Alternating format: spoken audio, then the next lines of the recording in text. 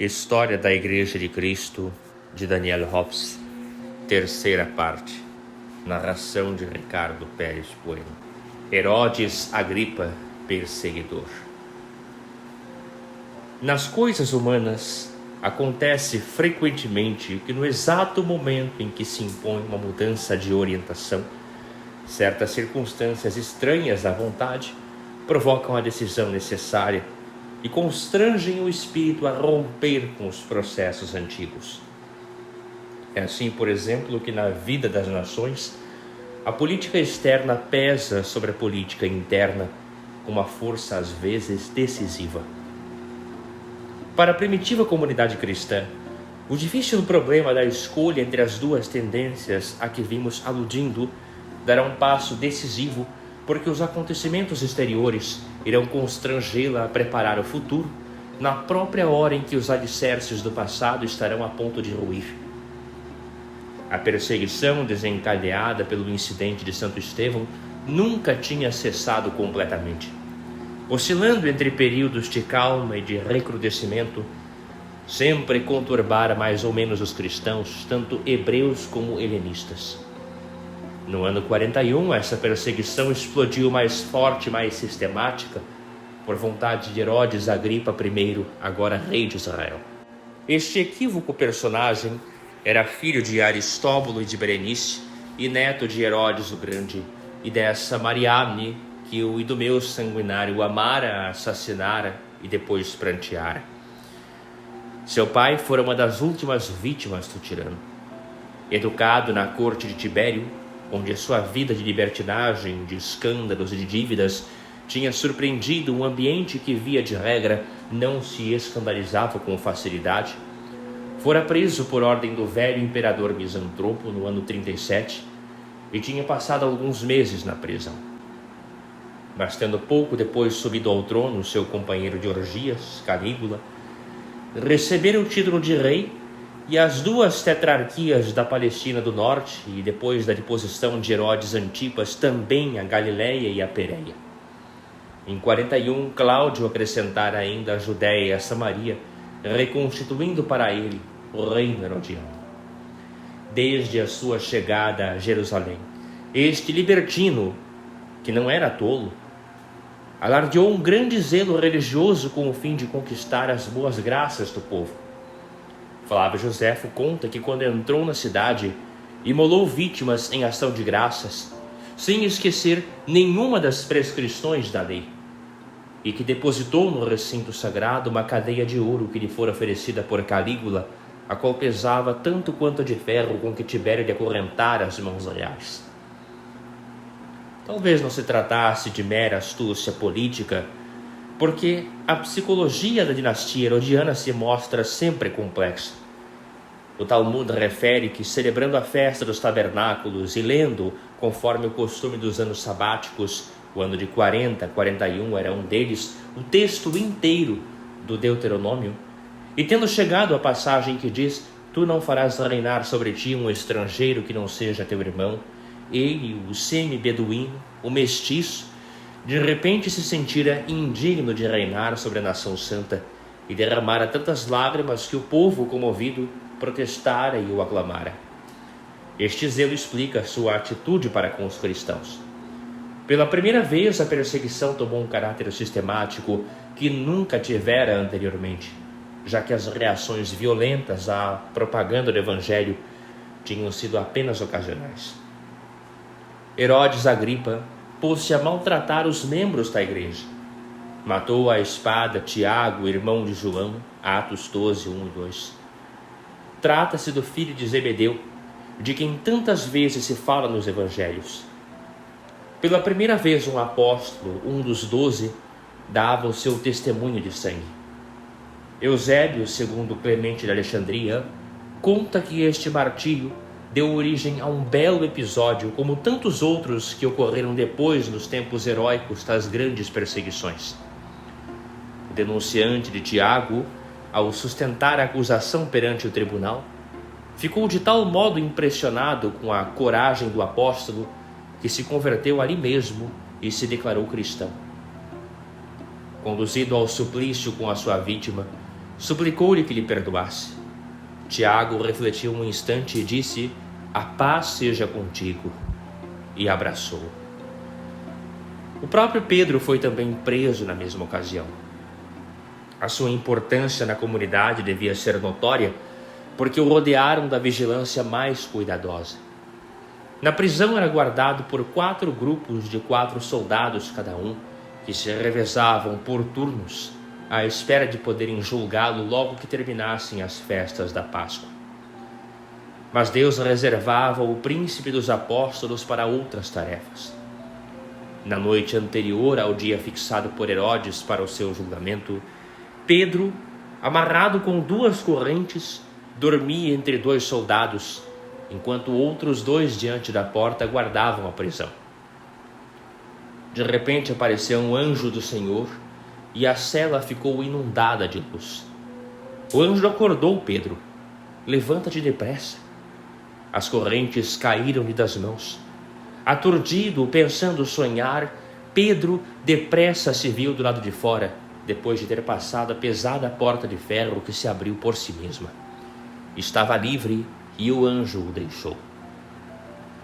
Após alguns momentos de reflexão e de ação de graças, o apóstolo correu ao longo das vielas noturnas e chegou à casa de Maria, mãe de Marcos, que ficava talvez, se nos lembrarmos dos incidentes da prisão de Cristo, na parte mais baixa da periferia da cidade, para os lados de Getsemane.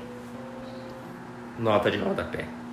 Lembremos-nos de que quando Jesus foi preso, seguiu um mancebo coberto apenas com um lençol. Marcos 14:51. Prenderam-no, mas ele conseguiu fugir completamente nu porque largaram o lençol. O Evangelho de São Marcos é o único que relata esta cena, o que tem levado a considerá-la como uma recordação pessoal, uma espécie de discreta assinatura. Conjecturou-se, pois, que a pequena propriedade de Getsemane talvez pertencesse a Maria, mãe de Marcos, uma das santas mulheres que tantas vezes tinham acompanhado e ajudado Jesus.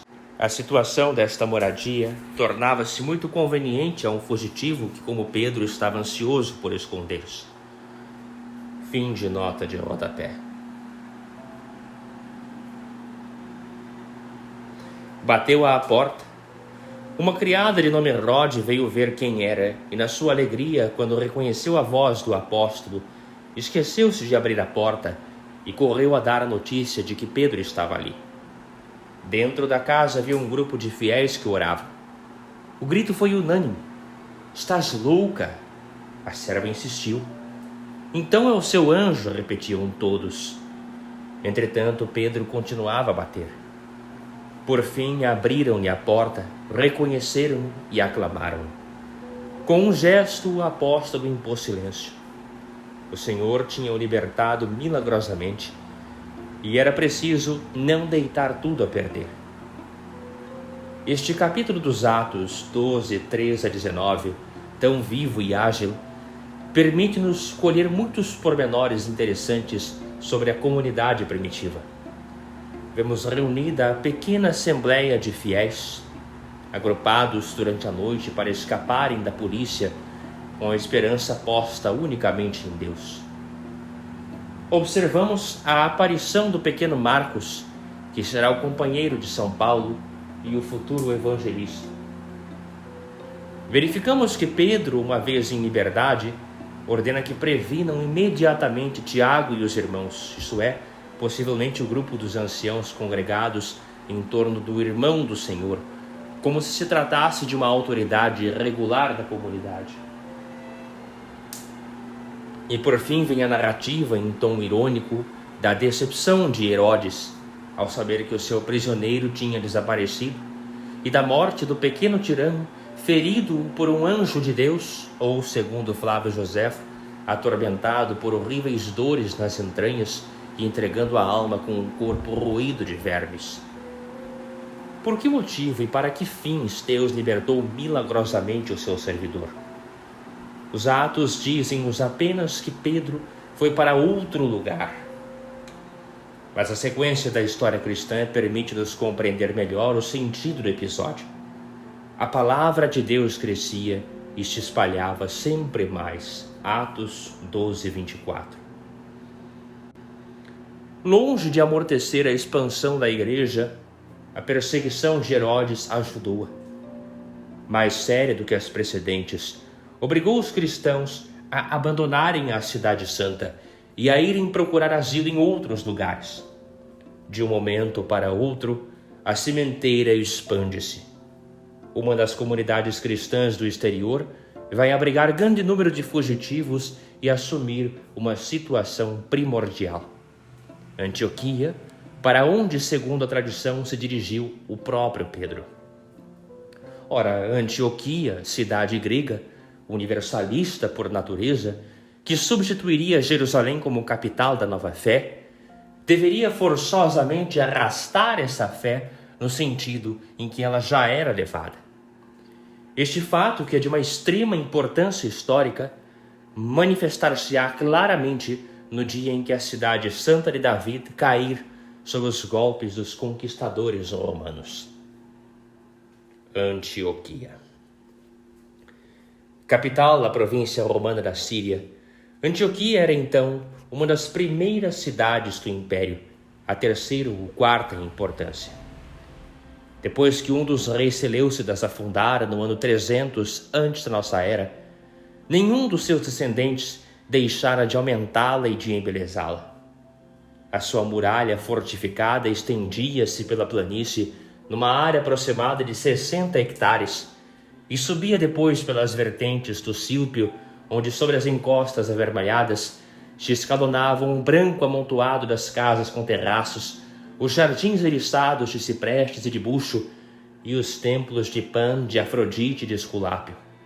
Situada no extremo dos desfiladeiros por onde desliza o Orontes através do Monte Amano, conforme a lenda, as pegadas do gigante Tifão que fugia da cólera de Zeus, Antioquia era uma cidade de encruzilhada, de ponte e de fundo de estuário.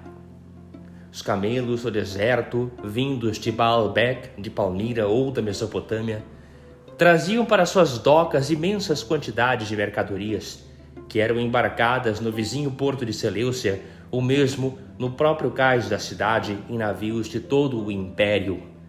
Riquíssima, cosmopolita, medianamente dissoluta com a maioria das cidades helênicas, era um desses lugares de encontro, de misturas e de sincretismo, como havia tantos no Oriente.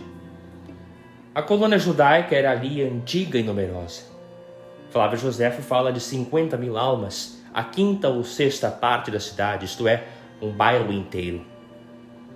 Comerciantes, estes israelitas falavam a língua grega, viviam como gregos, mas preservavam a sua fé. Reuniam-se nas suas 4 sinagogas e resolviam os litígios entre eles sob a direção de um ancião, o alabarca. Nesta comunidade judaica da diáspora, semelhante a tantas outras, a fé cristã fora semeada havia já muito tempo.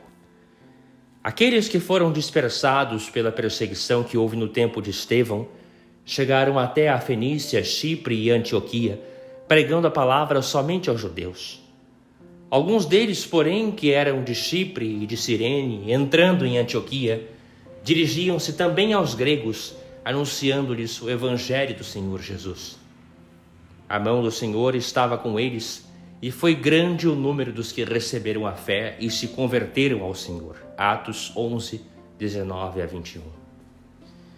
Vê-se claramente, pois, que o problema fundamental, o da escolha entre o particularismo judaico e o universalismo cristão, já fora resolvido na comunidade de Antioquia. Se houve no seio desta igreja 2 grupos de convertidos, um judeu cristão e o outro helenista cristão, as suas relações eram certamente boas, melhores do que em Jerusalém, já que eram minoria numa terra estrangeira.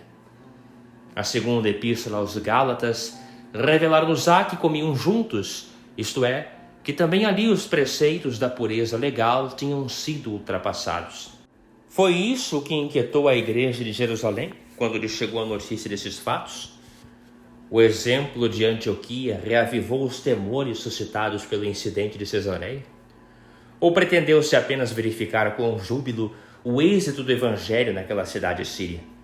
A verdade é que se resolveu enviar para lá um inspetor. O escolhido foi José, chamado Barnabé, filho da Consolação, que a comunidade de Jerusalém admirava pela sua caridade. Um homem de bem e cheio do Espírito Santo e de fé. E de sabedoria também, como viria a demonstrar. Cipriota de origem, falava o grego desde a nascença, mas pela raça pertencia à tribo de Levi, que o Eterno sempre abençoara e mantivera ao seu serviço. É preciso prestar homenagem a este mensageiro do Evangelho, cuja figura foi mais ou menos eclipsada pela luz de São Paulo, mas que soube discernir o bom caminho numa encruzilhada delicada. Chegou a Antioquia, entrou em contato com os chefes da comunidade, Simeão Negro, Luciano de Cirene e Menachem, irmão do tetrarca Herodes, a quem os atos se referem um pouco mais adiante, 13:1. Ponderou o êxito da expansão cristã entre os judeus, os prosélitos e sobretudo os pagãos, e concluiu que esse êxito não podia ser senão obra da vontade divina. As conclusões do seu inquérito convidavam, pois, a aprovar os métodos seguidos em Antioquia. Assim, a impressão que dá a esta comunidade cristã da Síria é de estar já em plena prosperidade uns 12 ou 15 anos após a morte de Cristo. Um detalhe relatado por São Lucas denota a importância deste grupo. Foi lá que pela primeira vez se usou o nome de cristãos. Talvez por razões administrativas, a menos que se tratasse de uma alcunha pouco usada a princípio. Os próprios Atos, fora a frase em que assinala o momento em que começou a ser usada, 11:26, só utilizam a palavra uma outra vez, 26:28, e não a encontramos nos textos primitivos, a não ser numa epístola de São Pedro, 4:16. Seja como for, a sua significação é clara. Como se havia de designar aquela gente que aumentava em número e que dava que falar? Judeus? Nem todos o são, antes parecem ser de uma espécie particular. Reclamam para si o Christos? Sejam então cristãos. A mais antiga tradição da Igreja Católica, tal como é sublinhada pela celebração, a 22 de fevereiro, da festa da Cátedra de São Pedro em Antioquia, associa ao desenvolvimento desta comunidade a recordação formal do príncipe dos apóstolos. A permanência de Pedro em Antioquia é certa, conforme, por exemplo, Gálatas 2:11. Teremos de admitir que no dia seguinte da perseguição de Herodes Agripa, ele se foi instalar nas margens do Orontes e transferiu realmente a sua sede de uma cidade para outra? Jerusalém, Antioquia e Roma. Essas teriam sido as 3 etapas pelas quais passou o cristianismo, desde a pequena e fechada comunidade da Cidade Santa até o universalismo da Cátedra Pétrea. Seja como for, maravilhosamente situada para que a palavra se projetasse em todas as direções, Antioquia vai desempenhar um papel fundamental no momento em que se torna necessário ampliar a propaganda cristã. A irradiação proveniente de Jerusalém era suficiente para que o evangelho chegasse a Samaria e ao Sarão. No futuro seria preciso partir para o assalto ao mundo helênico e de lá se atingiria Roma. Antioquia, novo centro da Igreja Universal, manterá durante muito tempo inúmeras relações com Jerusalém. E quando a fome se alastrar pela Palestina, serão os cristãos da Síria que organizarão os socorros para os seus irmãos. Mas essas relações não são mais do que relações de amizade e de respeitosa fidelidade. Daí por diante o cristianismo voltar-se-á para horizontes mais vastos do que os da terra prometida. Jerusalém pode desaparecer, porque os caminhos do Senhor estão já preparados. O fim de Jerusalém. Enquanto a nova fé se prepara para espalhar pelo mundo uma luz incomparável, na Palestina tem-se a impressão de que o seu desenvolvimento está paralisado. A partir dos anos 50, já não se vê na Terra Santa a animação entusiástica dos primeiros tempos. As comunidades primitivas agora parecem vegetar na sombra, e mesmo a de Jerusalém já não brilha com um fulgor tão vivo. O orgulho judaico teria sido um obstáculo intransponível? Neste período, vemo-lo tornar-se ainda mais duro e exaltar-se até a paixão.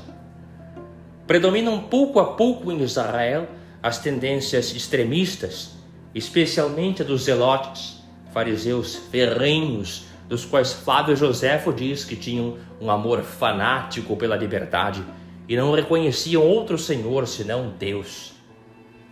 Havia entre eles uma seita revolucionária composta por cavaleiros de clava e punhal, os sicários, que por conta própria se tornara justiceira e repressiva. Pagãos, samaritanos ou judeus aristocratas, julgados cúmplices de Roma, eram as vítimas certas do seu terror expeditivo.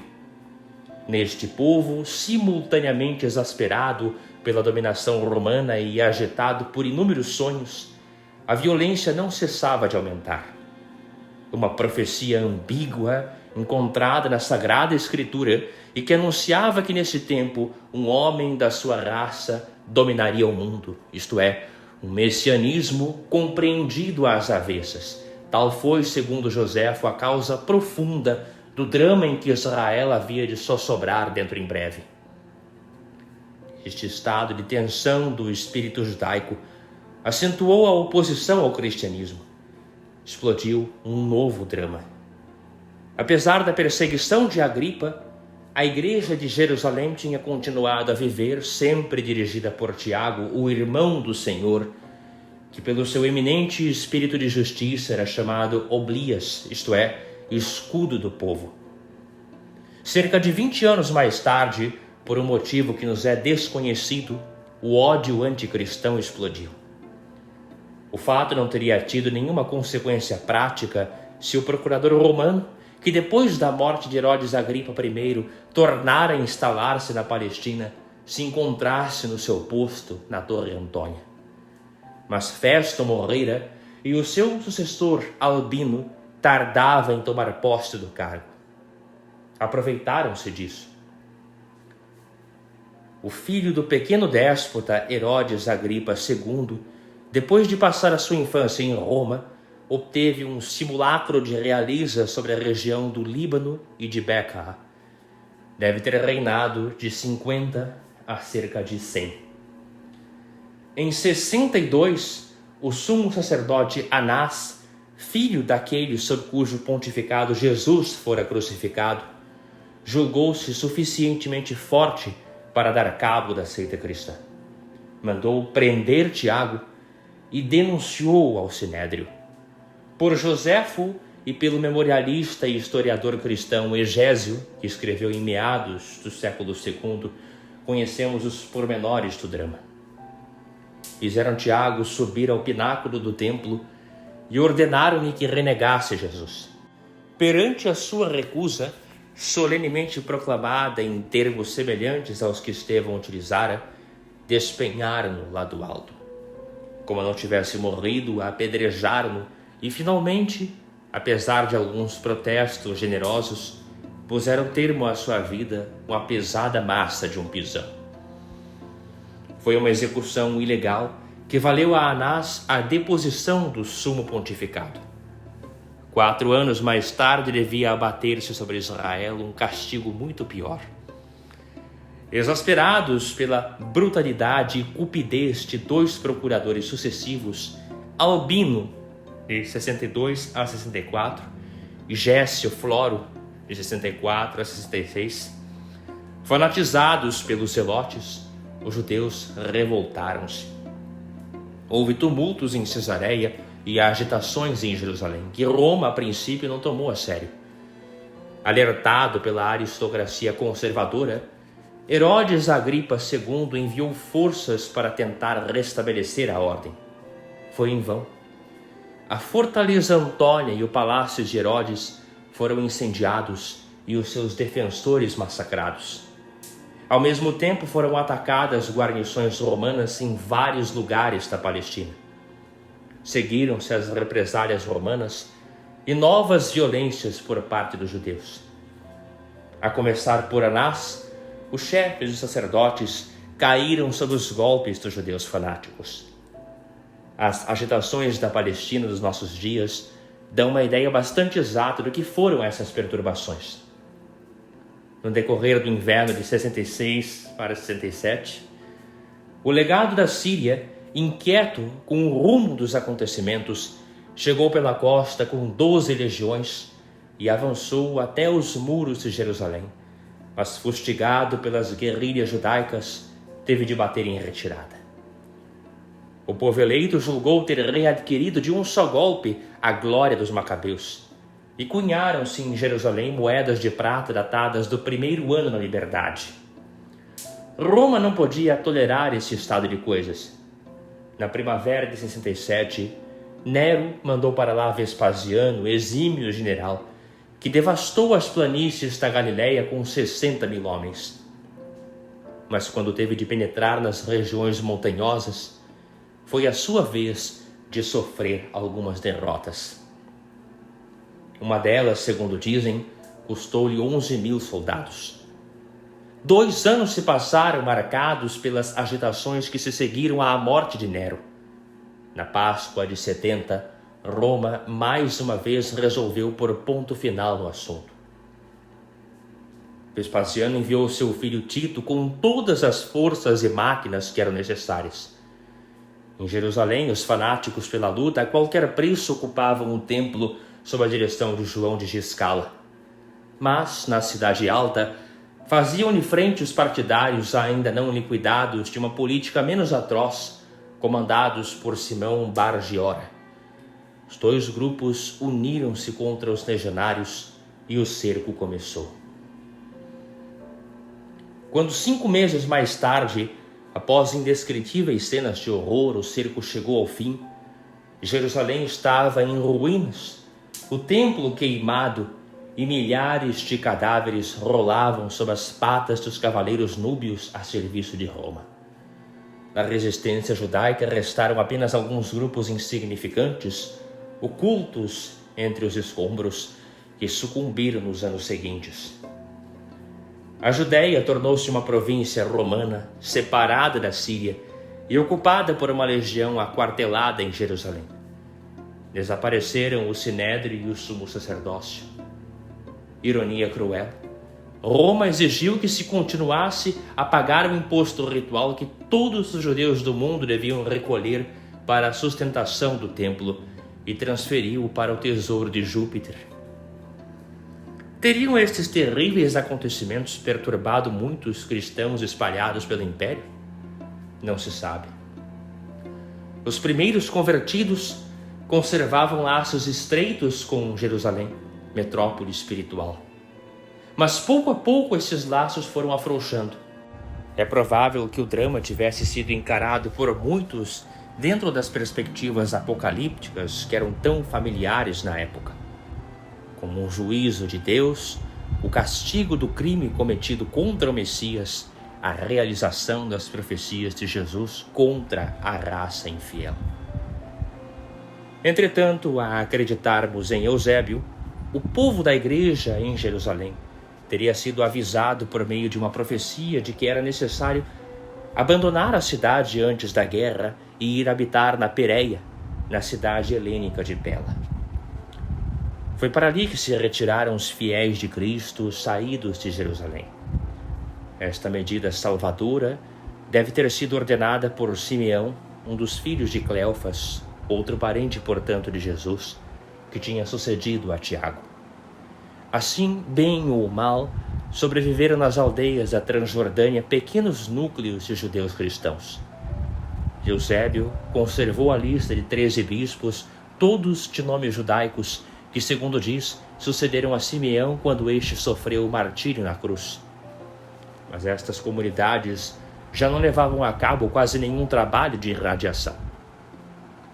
A tomada de Jerusalém contribuiu para exasperar ainda mais as relações entre cristãos e judeus. A partir desse momento, o antagonismo tornou-se manifesto. Tácito parece partir dessa presunção nas suas histórias, quando conta que, num conselho de guerra realizado em 9 de agosto do ano 70, em que se discutiu a conveniência de destruir o templo, Tito evocou a luta de uma destas seitas contra a outra, apesar da sua origem comum. Uma passagem que se perdeu, mas que Sulpício Severo cita na sua crônica. Foi então que, começando a compilar as tradições que serviriam de base para a posterior redação do Talmud, os judeus deram vazão ao seu ódio contra os novos fiéis, apóstatas e traidores. Não só ninguém devia tirá-los de um poço se lá caíssem, mas pelo contrário deviam atirá-los para dentro dele. E foi ainda a respeito deles que o Rabi Gamaliel, o segundo desse nome, e Samuel o Pequeno, introduziram por volta do ano 70 o versículo que ainda hoje se pode ler na célebre oração do Shemoneh Esrei: pereçam num instante o Nazareno e o Minim, isto é, os cristãos. O último ato do drama de Israel levará este ódio ao extremo, e os cristãos, esquecendo os ensinamentos de Cristo, procurarão retribuir na mesma moeda e com juros. Quando no princípio do século II, Adriano, 117 a 138, imperador artista e grande construtor, resolver reedificar Jerusalém, até então uma simples guarnição com o nome de Aelia Capitolina, levantará uma cidade pagã. Os lugares santificados por Javé serão profanados pela estátua de Júpiter, e segundo a tradição, Vênus terá o seu trono no Gólgota. O que restar da nação judaica não poderá suportar tais ultrajes. Perante o apelo de um pseudo-messias chamado Bar Kokhba, e com o apoio do Rabi Akiba, rebentará uma revolução do desespero e do absurdo. Durante 3 anos reinará o terror, não somente contra Roma, mas também, segundo narra Justino, contra os cristãos, que sofrerão o último suplício se recusarem a negar e a insultar Jesus Cristo. Por fim, as legiões restabelecerão a ordem. Bar Kokhba será executado e os sobreviventes desta louca tentativa serão dispersados. Sob pena de morte, não será permitido aos judeus aproximarem-se de Jerusalém, a não ser uma vez a cada 4 anos, a fim de lá poderem chorar como os vemos fazer ainda hoje ao longo das célebres muralhas. Algum tempo depois, entre os elementos greco-romanos instalados na Aelia Capitolina e na Palestina, aparecerá uma comunidade nova que, sob a direção de bispos com nomes helênicos, fará germinar de novo a cruz no lugar onde fora levantada. Mas esta comunidade nada terá a ver com a primitiva. Reinará no seu seio um novo espírito, aquele que nesse meio tempo tinha triunfado em toda a igreja. A dura repressão, primeiro sobressalto do mundo antigo perante o monoteísmo da Palestina, acabará por destruir completamente toda a propaganda judaico-cristã. Mas as comunidades desta tendência sobreviverão no Império pelo menos por mais 3 séculos. Por menor curioso, nas comunidades judaico-cristãs da Palestina encontram-se vestígios persistentes dos parentes de Jesus. No episcopado de Simeão, o imperador Domiciano mandou buscar os descendentes de David e viu comparecerem à sua presença 2 netos do apóstolo Judas, da raça do Senhor, segundo Egesipo. Como eram inofensivos camponeses, mandou-os embora. Esses homens viveram em alguma comunidade cristã até o tempo de Trajano. No século III, Júlio o Africano tornará a encontrar outros descendentes da família do Senhor. Santo Inácio de Antioquia porá em guarda os verdadeiros fiéis contra os observantes das práticas judaicas. Seguir ainda hoje os princípios do judaísmo é o mesmo que confessar que não se recebeu a graça. Rejeitai o mau fermento, o fermento velho e azedo. E o autor da carta de Barnabé, indo ainda mais longe e adotando uma posição que desde os padres até Claudel será muitas vezes a de inúmeros cristãos, sustentará que os únicos herdeiros da missão de Israel são os fiéis da nova lei e que os judeus perderam o testamento que Moisés havia feito a seu favor. Isoladas, debruçadas sobre si mesmas, privadas das águas vivas do grande rio cristão. Muitas dessas comunidades se deixarão contaminar, irão beber em fontes impuras. Aparecerão tendências suspeitas desde a época de Simeão, e dentro em breve será por meio da história das heresias que se chegará a esses charcos nascidos daquilo que tinha sido uma corrente tão pura. Haverá entre essas tendências os ebionitas, uma espécie de puritanos ferozes que negarão a divindade de Cristo, o seu nascimento virginal, e sobretudo afirmarão que Jesus não foi justificado a não ser porque aplicou estritamente a Torá. Haverá os mandeus, possivelmente um ramo saído das seitas essênias, dos quais subsistem uns poucos grupos no Baixo Tigre, e nos quais alguns autores têm pretendido ver os descendentes de João Batista, embora o seu livro sagrado, Orester Ginza, muito posterior, nos esclareça mal sobre as suas doutrinas originais. Haverá também os Helchassaitas ou Aleishitas, discípulos de um certo Helchassai ou Aleixo, que no reino de Trajano pretendeu ter recebido de um anjo com a altura de 100 quilômetros a revelação de uma doutrina bizarra em que se juntam na mais absurda amálgama observâncias judaicas, dogmas cristãos e práticas de magia. Todas estas divagações não terão qualquer influência sobre a verdadeira tradição judaica, nem por maioria de razão sobre a Igreja. As suas ondas turvas serão recolhidas mais tarde, em maior ou menor proporção, pelo gnosticismo e pelo maniqueísmo. A salvação vem dos judeus. Igreja de Jerusalém, comunidades judaico-cristãs, não será justo que as recordemos e lhes prestemos a nossa homenagem quando vão desaparecer nas areias da história? Os fiéis que nasceram ao pé do templo foram certamente muito dominados pela sua sombra. Não souberam ver onde estava a luz, e o seu doloroso destino põe de relevo uma lógica providencial que tornava necessário seu malouro. Se o cristianismo os tivesse escutado, não passaria de uma pequena seita judaica, e talvez hoje se falasse dele como de uma simples curiosidade histórica, tal como os recabitas ou os essênios. Mas pode-se porventura esquecer a dedicação e a coragem de que deram provas nas horas decisivas, quando o grão de mostarda mal acabava de germinar e a frágil planta tinha necessidade de ser defendida e amparada? Podemos menosprezar as figuras desses admiráveis fiéis da Torá, um Estevão e um Tiago, que derramaram seu sangue israelita em testemunho da fé cristã? A salvação vem dos judeus. Foi através das primitivas comunidades da Palestina que se cumpriu a palavra do Messias, e foi por meio delas que se estabeleceram os laços da fidelidade. Foi por isso que a influência judaica sobre a igreja primitiva se manteve profunda. Quanto mais se estuda o cristianismo das catacumbas, tanto mais se verifica que está ligado de mil maneiras ao judaísmo.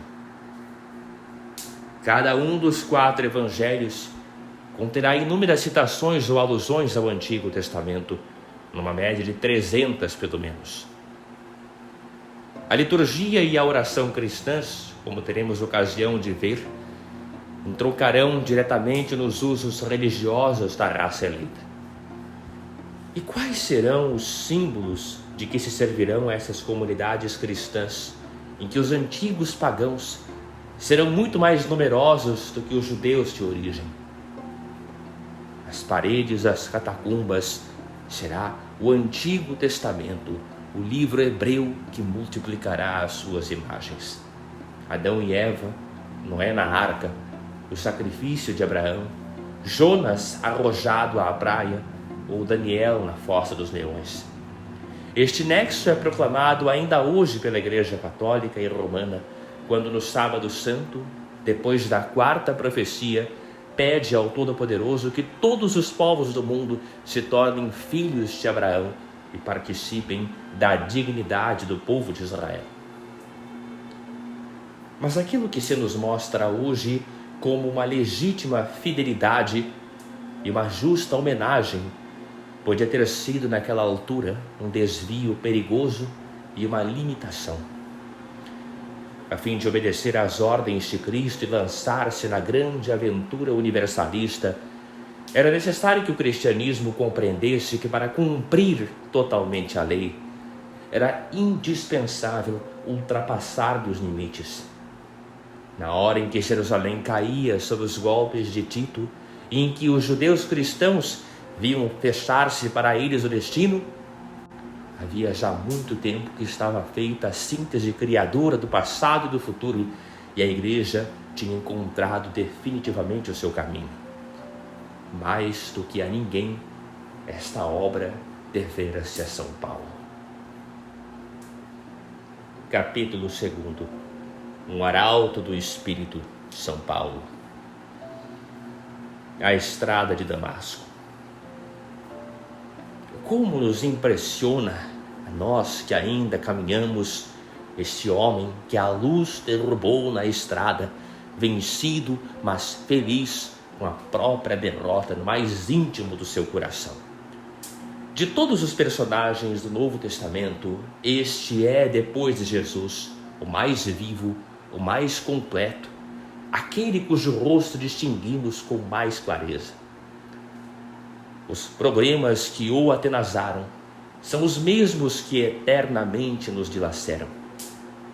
E quando ouvimos a menor das suas palavras, reconhecemos nela esse tom de confidência inesquecível que só alcançam aqueles que arriscam tudo. Caminhava havia 8 dias pela arenosa estrada que vai de Jerusalém a Damasco. Sentia-se possuído de uma fúria estranha, desse fanatismo religioso e dessa inquieta convicção de estar na posse da verdade que introduzem no coração humano tanto azedume e tanta violência. Deixara já o agreste vale do Alto Jordão e avançava agora pela estepe, onde as gramíneas ressecadas farfalhavam ao sopro do vento. À sua esquerda, o Hermon, o primogênito dos altos, erguia sob um céu duro a sua cadeia sempre coberta de neve. Aproximava-se já do oásis com os seus plátanos cinzentos, o odor dos jasmins e das rosas, e sob o balançar das grandes palmeiras, o rico emaranhado dos pomares bem irrigados. Era verão, por volta do meio-dia. Subitamente desceu do céu uma luz que o envolveu. Caiu por terra e ouviu uma voz que lhe dizia: Saulo, Saulo, por que me persegues? Ele balbuciou: Quem é, Senhor? A voz continuou: Eu sou Jesus a quem tu persegues. Aterrado e tremendo, o homem murmurou: Senhor, que queres que eu faça? E veio a resposta: Levanta-te, entra na cidade. Aí te será dito o que deves fazer. Saulo levantou-se titubeante. Ao esplendor do sol seguira-se uma escuridão total. Com os olhos abertos, não enxergava nada. Os companheiros de viagem olhavam, mudos de espanto. Tinham ouvido um som confuso de vozes, sem distinguir as palavras. Saulo, porém, compreendera para sempre, conforme Atos 9. Por essa altura, era ele um jovem de menos de 30 anos, um judeu baixinho, de aspecto pouco glorioso. Um apócrifo grego do século II, denominado Atos de Paulo, deixou-nos a seu respeito uma descrição pouco lisonjeira. É possível que esses sinais, essa descrição, provenham de uma espécie de passaporte que os missionários do cristianismo primitivo teriam usado para poderem ser identificados nas comunidades onde ainda não eram conhecidos.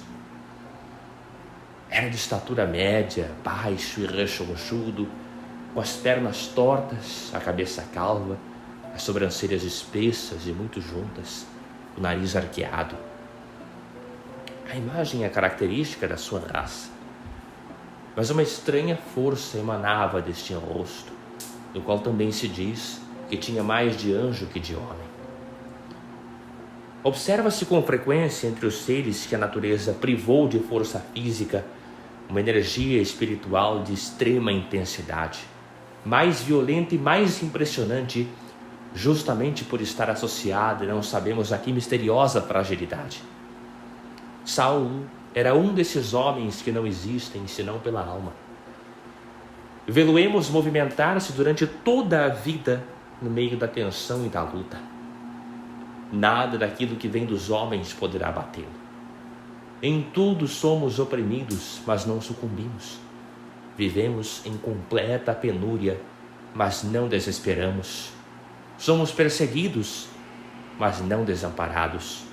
Somos abatidos, mas não perecemos. Segundo aos Coríntios 4:9. Eis o que legitimamente afirma de si próprio. Era dotado de uma alma de grande Senhor, a quem a extrema flexibilidade da inteligência, a sensibilidade mais receptiva e o vigor de um espírito simultaneamente realista e apaixonado pelo absoluto tinham armado para todas as lutas. Homem exigente e tenaz, possuía verdadeiramente aquela madeira de que Deus talha com gosto os santos. De pé no meio de uma noite repentina, que poderia experimentar aquele que acabava de ser chamado pelo nome? Sentia-se arrasado. Dura coisa te é recalcitrar contra o aguilhão. Atos 26:14. A visão aqui evocada encontra-se também em outra passagem célebre, Atos 9:1-19, conforme Atos 22:13-16 e 26:9-20. As epístolas também aludem a ela por diversas vezes. A propósito do fenômeno em si e da enfermidade que se lhe seguiu, diversos trabalhos médicos têm provado que não se pode atribuir essa cegueira de longa duração à ação do sol do deserto. Há quem a tenha comparado à causada por um choque elétrico, que é devido a uma incidência excessiva de luz sobre a retina e a queimaduras superficiais da córnea, produzindo secreções mucopurulentas. A narrativa dos Atos é medicamente válida e exata. Declarações do oftalmologista René Onfray. Aprendeu instantaneamente que para o futuro teria de viver com essa ferida incurável, com esse espinho na carne, por meio do qual a verdade chegara até ele. Humanamente, porém, que significava essa ferida? Tem-se proposto explicações médicas que um exame atento torna inaceitáveis. A histeria, um mal ainda pouco definido, que apresenta como um dos seus sintomas mais claros o de incitar o indivíduo a uma espécie de constante mimetismo patológico, não encontra nenhuma base nesta personalidade tão original, tão autêntica, cujas resoluções procedem evidentemente de uma vontade lúcida. E a epilepsia, cujos principais sintomas são as rupturas súbitas na lógica da ação e os fantasmas que escapam à memória, não poderia ter relação alguma com esta existência perfeitamente equilibrada e unitária, impelida por uma vibração eficaz, nem com a precisão objetiva do testemunho que o próprio São Paulo nos oferece sobre as suas visões. O fato está à vista, tão irrecusável como será no caso de São Francisco de Assis ou de Joana d'Arc. Não é numa consciência mais ou menos perturbada pela demência que ressoa o apelo que deverá arrancar Saulo de si mesmo. É na própria realidade das coisas da terra, é numa estrada da Ásia, é ao sol duro de um dia de julho. Cego, tornou a caminhar e entrou em Damasco. Partindo da torre maciça que guardava as portas da cidade, havia uma larga avenida chamada à direita, que se dirigia a um templo ladeada por pórticos com colunatas coríntias. Era aí que habitava um judeu chamado Judas, membro da numerosa colônia. Flávio Joséfo fala de 50.000, que ali prosperava e que Aretas, rei da rubra Petreia, tratava muito bem. Saulo instalou-se em casa desse homem e afundou-se ainda mais, sem dúvida perdido, silencioso, com os olhos abertos sobre a noite do castigo, recusando-se a comer e a beber, esperando e orando. Entretanto, ali mesmo em Damasco, havia um homem que também recebera uma ordem vinda do alto. Era Ananias, um dos primeiros membros do reduzido núcleo cristão que já existia nessa cidade. Levanta-te, disse-lhe o Senhor, vai à rua direita e pergunta em casa de Judas por um homem de Tarso chamado Saulo. Ele está orando. Ananias ousou responder, Senhor, muitos já me falaram desse homem, dos muitos males que fez aos teus fiéis em Jerusalém. E se vem aqui, é a mandado dos príncipes dos sacerdotes para prender todos aqueles que invocam o teu nome. O Senhor, porém, mandou calar-se. Vai, porque esse homem é o instrumento que eu escolhi para mim. Conforme Atos 9, 10 a 15. Ananias estava bem informado.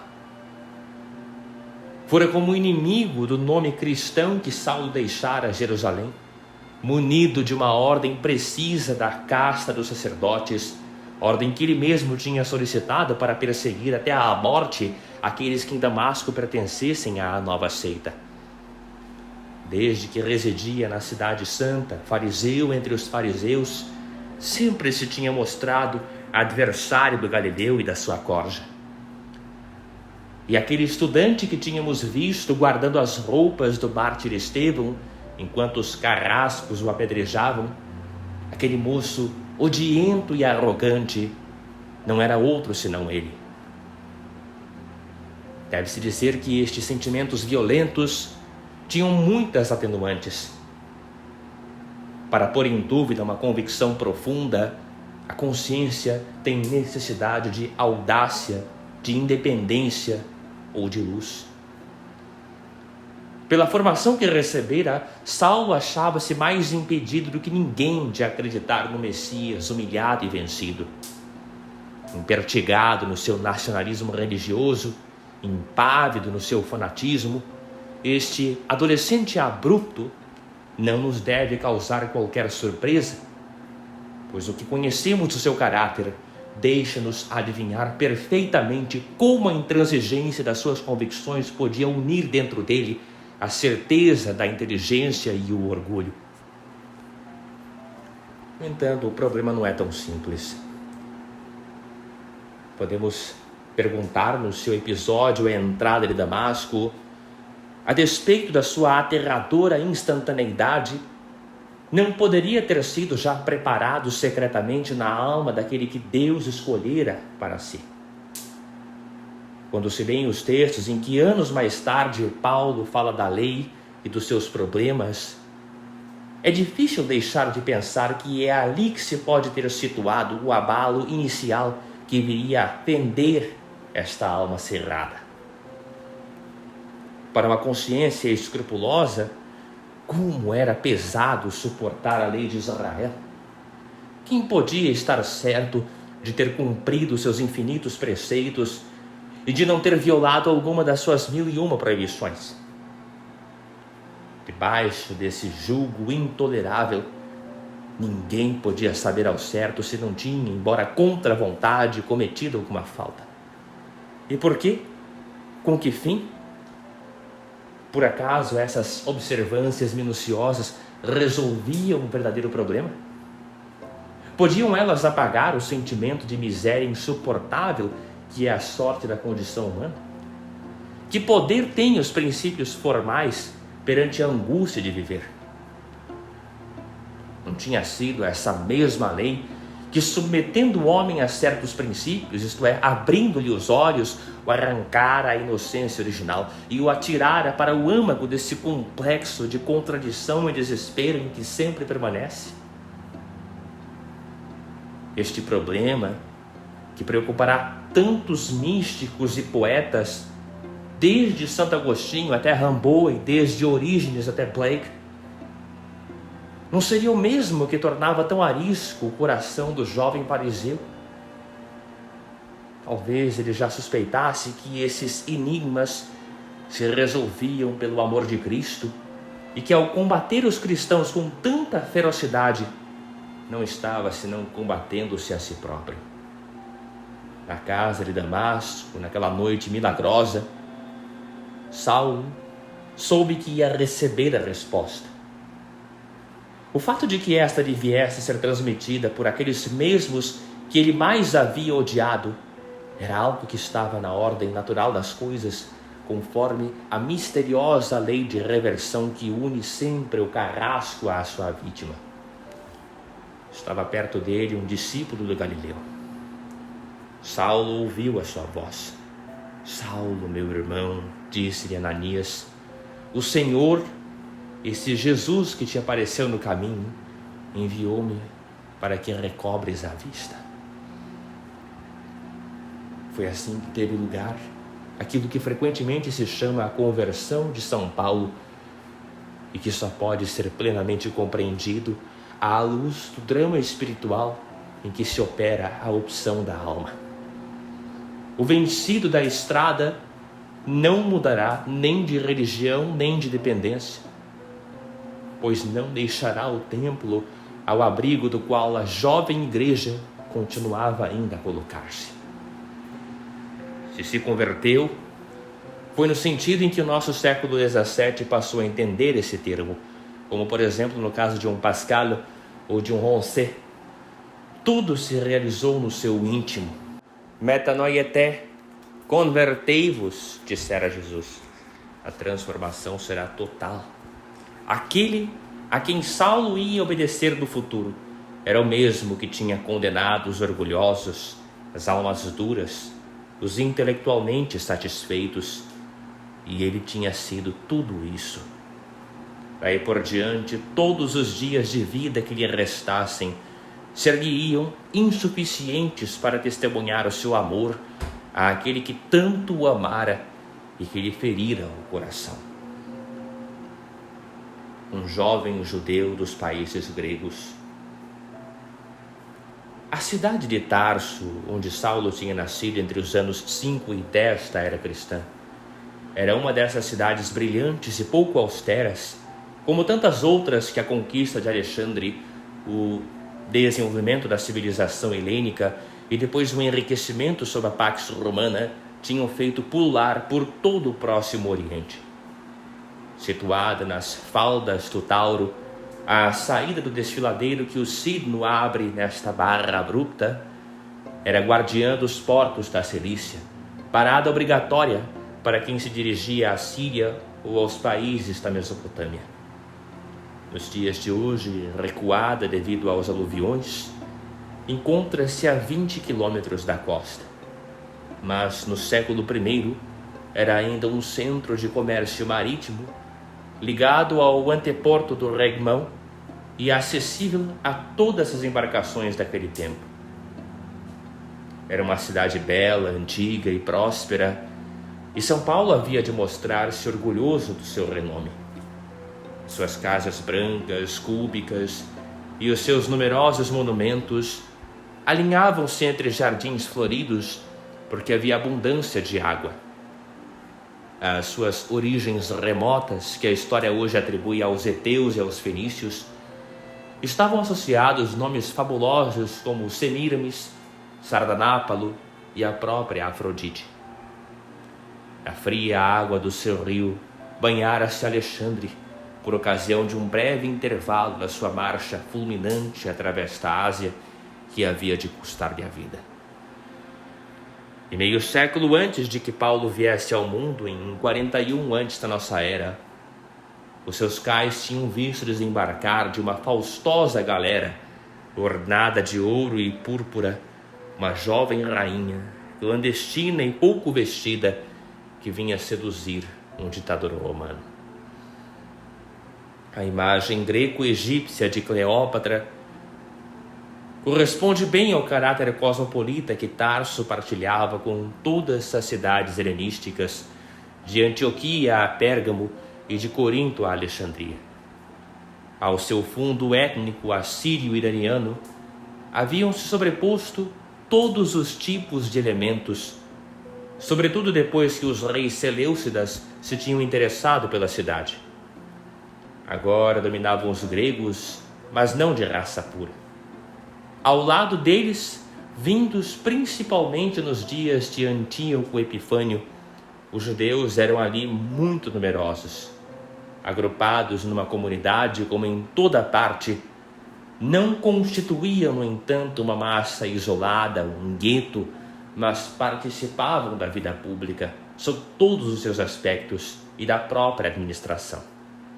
Foi neste meio que o pequeno Saulo nasceu e cresceu. Uma tradição referida por São Jerônimo nos seus Homens Ilustres pretende que os pais do futuro apóstolo procediam de Giscala, na Palestina do Norte, e tinham sido deportados para a Cilícia quando Varo, no ano 4 antes da nossa era, restabelecera brutalmente a ordem após os distúrbios da Galileia. Hebreu, no sentido mais geográfico do termo, o futuro apóstolo teria sido levado para território grego no decurso da sua infância. O nome que lhe foi dado na circuncisão, Shaul, que nós pronunciamos Saulo, provinha da tradição da sua tribo, a de Benjamim, cuja glória se tinha manifestado 1000 anos atrás com o primeiro rei de Israel. Seja como for, se esta família de judeus da Galileia foi transplantada à força para as margens do Citno, a verdade é que soube adaptar-se à sua nova condição.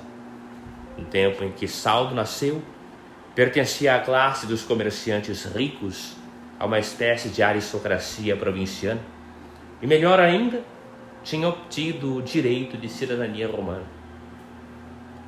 O fato é tão importante que se torna necessário sublinhá-lo. O ius civitatis era um privilégio que Roma concedia muito raramente a pessoas oriundas das províncias, a certos protegidos ou, por vezes, a cidades inteiras que queria recompensar. Sabe-se também que, algumas vezes, o privilégio era comprado por um preço muito alto. Conferia aos seus titulares a plenitude dos direitos civis, a capacidade de serem eleitos para as magistraturas e garantias especiais em assuntos jurídicos, permitindo-lhes também apelar para o imperador em caso de condenação. Um judeu que fosse cidadão romano escapava, pois, do estatuto normal da sua raça e mesmo da jurisdição dos seus irmãos. Veremos São Paulo aproveitar-se dessa prerrogativa. Como é que sua família adquiriu esse direito? Comprou?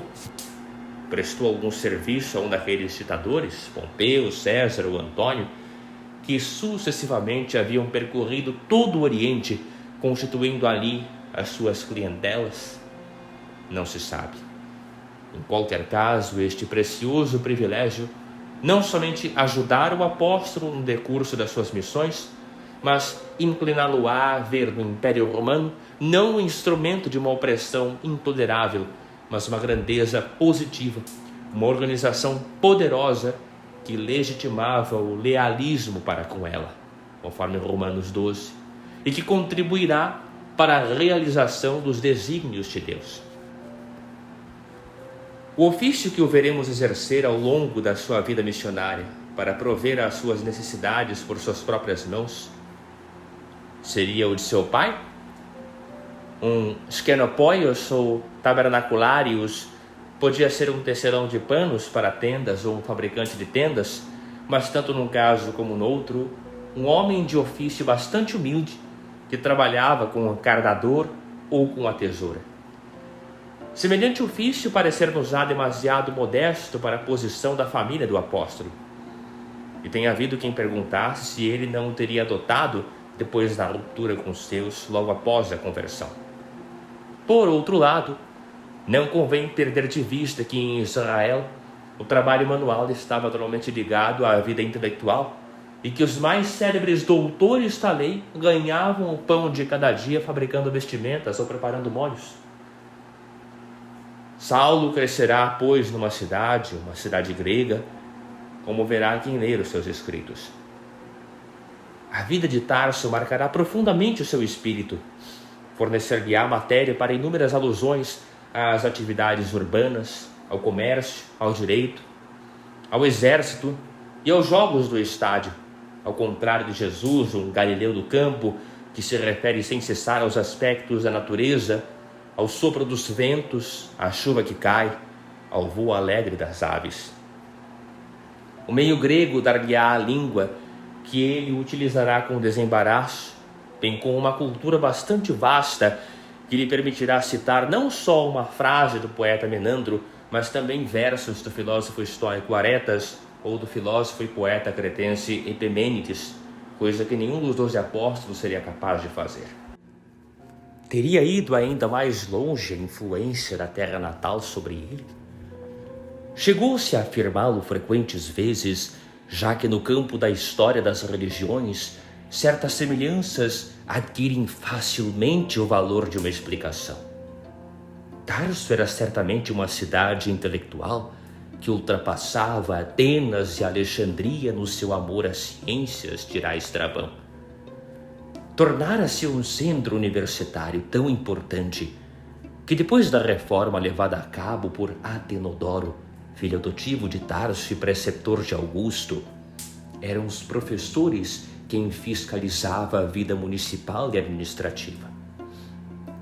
Nas escolas ensinava-se oficialmente a doutrina estoica, tal como Zenão de Chipre, Aratus da Cilícia, Crisipo e Apolônio, todos eles nascidos em Tarso, a haviam formulado e que chegaria até nós sobretudo por meio de Sêneca.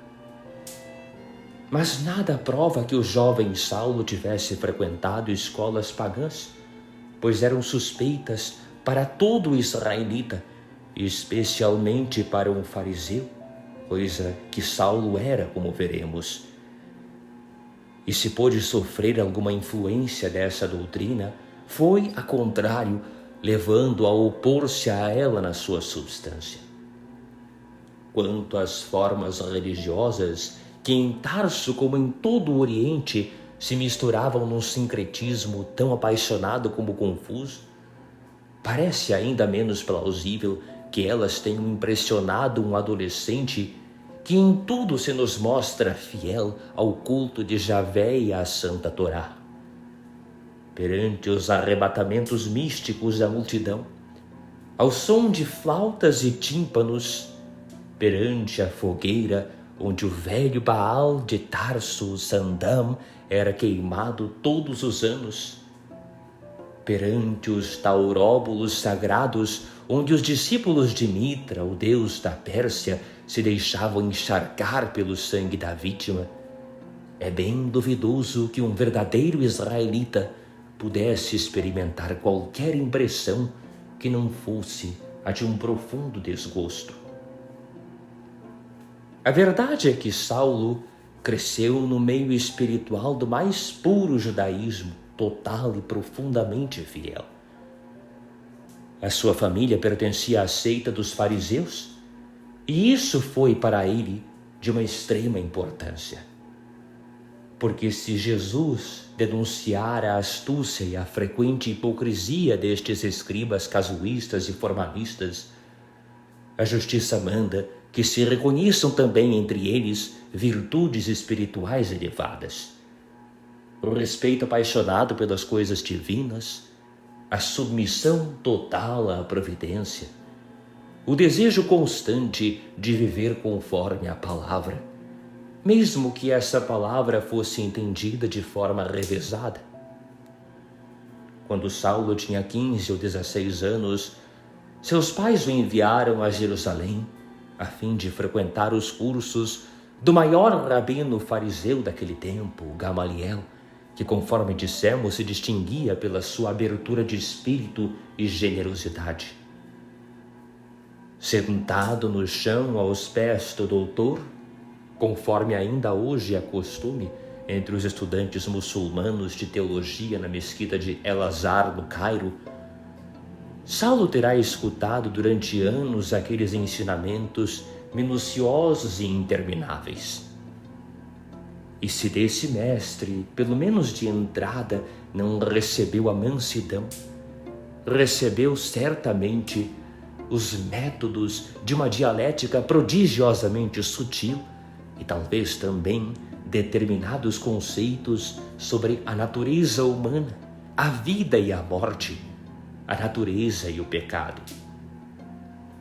Mais tarde, deixará cair o que havia de murcho nessa casuística, mas saberá utilizar o método e principalmente conhecerá por experiência própria o perigo de um certo dessecamento do espírito inerente à interpretação literal. Pelas suas próprias origens, Saulo aparece, pois, como verdadeiramente predestinado para o papel que havia de assumir. Representante típico do espírito da diáspora, por um lado, encarna o judaísmo no máximo da força, naquilo que ele comporta de verdade e de grandeza, e ao mesmo tempo naquilo que pode fazer sentir a necessidade de uma superação. Por outro lado, familiar dos pagãos, mede o terrível vazio que se esconde na alma daqueles que, como dirá, estão sem Deus neste mundo. Efésios 2:12. Assim como a sua cidade natal encontra-se na charneira de duas civilizações, na linha de ruptura e de ataque. Os homens destinados a modificar profundamente o curso da história apresentam sempre um caráter similar. Estão ligados pelas suas mais secretas raízes à sociedade que combatem e, ao mesmo tempo, descobrem por experiência pessoal o que é preciso destruir e substituir.